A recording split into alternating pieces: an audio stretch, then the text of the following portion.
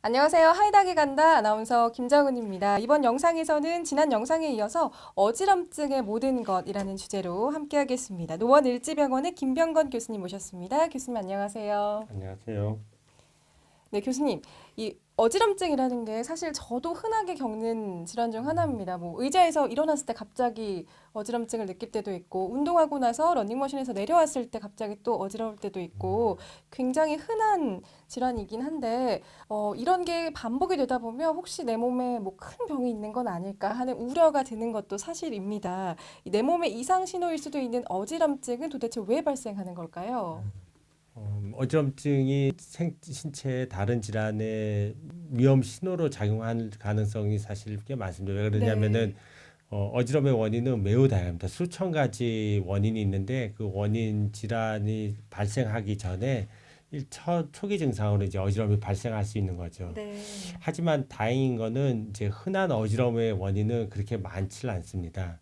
그래서 저는 환자들한테 쉽게 이제 어지러운 원인을 네 가지로 설명을 네 하는데요. 그래서, 가지요. 예, 네. 그래서 뇌에서 오거나 귀에서 오거나 마음에서 오거나 아니면 심혈관계에서 왔을 가능성이 많다 이렇게 설명하면은 대부분 환자들이 그 중에 하나인 경우가 흔합니다. 네.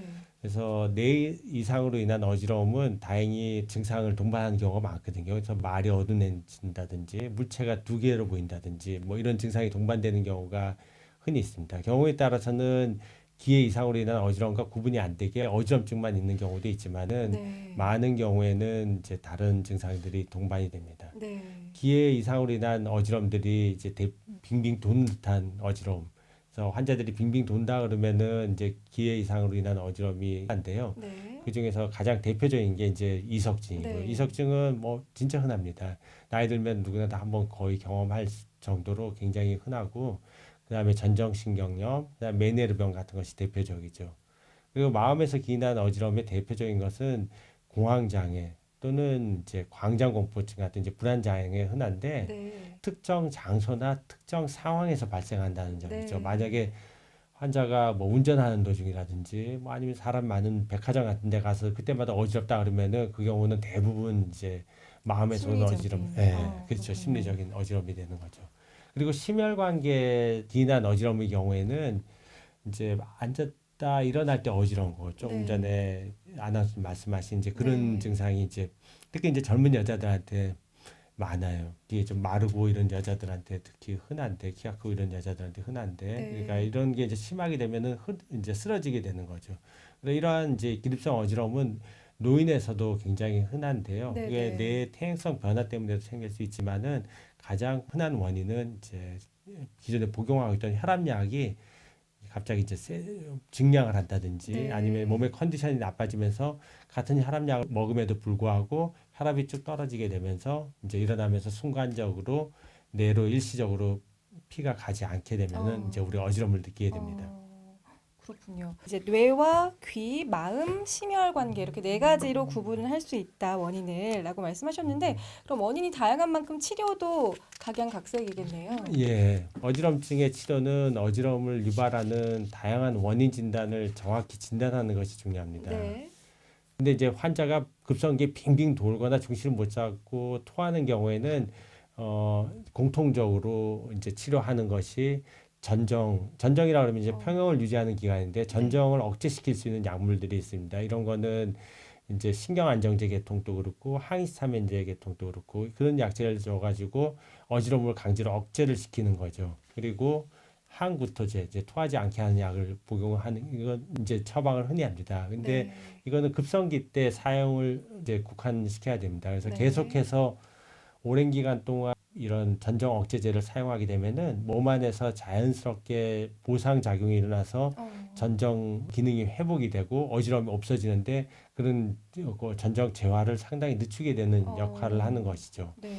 그리고 빙빙 도는 어지럼의 대표적인 질환인 이석증 같은 경우는 머릿속에 중심을 잡아주는 돌이 잘 이탈해서 생기는 게 되는 건데 네. 그걸 원위치로 보내게 하는 이제 이석 정복술 같은 걸 통해서 하기도 하고요. 그리고 메네르병 같은 경우에는 음식을 싱겁게 먹거나 지금 원인 질환에 따라서 매우 다양한 방법으로 치료를 할 수가 있겠습니다. 네, 정확한 원인 진단이 그럼 중요하겠네요. 네. 또 어지럼증이라는 게 정상적인 일상생활 중에 갑작스럽게 발생하는 경우가 많지 않습니까? 이 진통제 같은 약물을 흔히 그냥 찾게 되는데 올바른 대처법은 어떤 것들이 있을까요? 갑자기 어지러우면서 물체가 두 개로 보인다든지 말이 어둔해진다든지 뭐 쓰러지려고 그런다든지 이러면은 즉시 병원으로 가야 합니다. 네.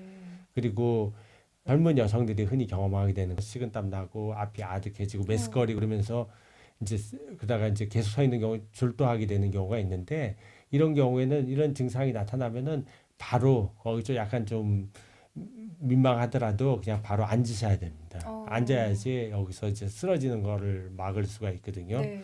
그리고 이런 걸 좀 예방하기 위해서는 만약에 그런 증상이 자주 있다 그러면은 평상시 때 물을 좀 자주 마시는 거. 그러니까 식사 때마다 500cc 한 잔 정도씩을 이상을 이제 물을 마시고 그리고 평상시 때는 하체를 좀 튼튼하게 하는 하체, 허벅지 근육을 키우는 거죠. 그래야지 뇌에서 있던 피가 하체로 서 있는 동안에 하체로 쏠리는 거를 막을 수가 있거든요. 그런 방법을 권하고요. 그다음에 움직이지 않는 상태에서는 어지러움이 없다가 머리를 움직이거나 자세를 변경할 때마다 어지러움이 생기는 경우에는 네. 이석증이기 때문에 이제 이 경우에는 머리를 고정하는 것이 매우 중요합니다. 그래서 만약에 본인의 어지럼증의 원인이 이석증이다 그러면은 머리를 움직이지 않게 되면은 어지러움이 재발되지 않겠습니다. 네, 그렇군요. 오늘은 이 내 몸의 이상 신호일 수도 있는 어지럼증에 대해서 자세히 살펴봤습니다. 노원을지병원의 김병건 교수님과 함께했습니다. 교수님 감사합니다. 네, 반갑습니다.